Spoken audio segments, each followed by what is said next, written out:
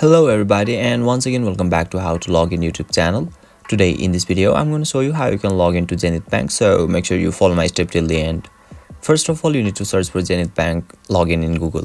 Now right after that you'll be able to see a link at top on in the screen where you need to click on it, and you'll be redirected to official login page of Zenith Bank, where it is asking us for our account number and our PIN number. Let me show you an example.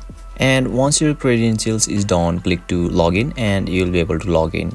And if you don't remember your PIN number, you can click on PIN and token option shown in the screen and select the password and enter your password. And by chance if you have forgotten your password, you can simply click on forget password shown in the screen and complete the formalities and you'll be able to log in. So basically this is how you can log into Zenith Bank, and if you still encounter any issue during the login process, feel free to leave a comment and I'll be happy to assist you.